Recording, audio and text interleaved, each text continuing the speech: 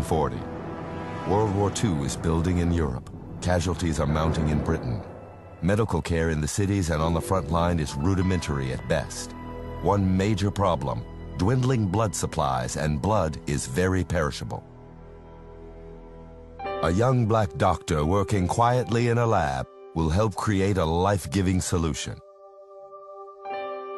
In 1928, Charles Drew, a young college grad from D.C., begins medical school.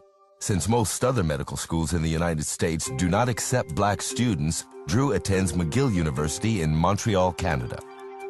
It is at McGill that Drew begins experimentation with blood transfusions.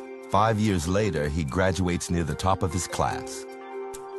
In 1935, Drew lands a job at Howard University where he will teach aspiring black doctors. His apprentices admire him, but they soon understand that Dr. Drew will not accept anything short of brilliance. He didn't see race as an excuse for mediocrity. He said, excellence of performance will transcend artificial barriers created by man. I never forgot that. What he was saying is if you did it well enough, people had to notice it. While at Howard, Drew wins a research grant to study blood preservation at Columbia Presbyterian Hospital in New York. There, he begins to explore the separation of blood components for use in transfusions later. By 1940, as Drew is working diligently in his lab, World War II has consumed Europe. His work takes on a new urgency. The soldiers were losing their lives because they could not get transfusions to the battlefield to those soldiers quickly enough.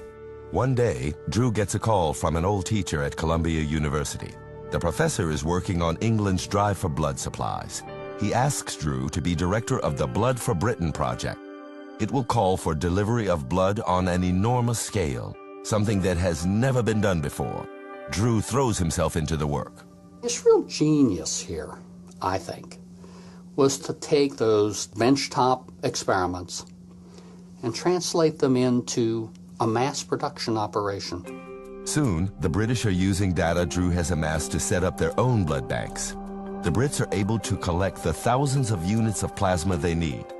By the time the U.S. enters the war in 1941, Drew has become director of the Red Cross's blood program. There, he faces a very different challenge. The armed forces have a controversial practice, separating blood from black and white donors. In his view, there was absolutely no reason to separate or to segregate blood on any basis other than blood type, A, B, O, AB. And obviously, he was quite right about that. In the winter of 1941, Dr. Charles Drew calls a press conference saying, "There is no scientific explanation for the military's policy of segregating blood." He stands by his principles and quits the Red Cross in protest. Still, he's credited with being a founding medical presence in the organization. That year, Drew returns to teaching surgery at Howard University and speaking to others about his work. Drew's legacy and the techniques he helped develop continue to save millions of lives.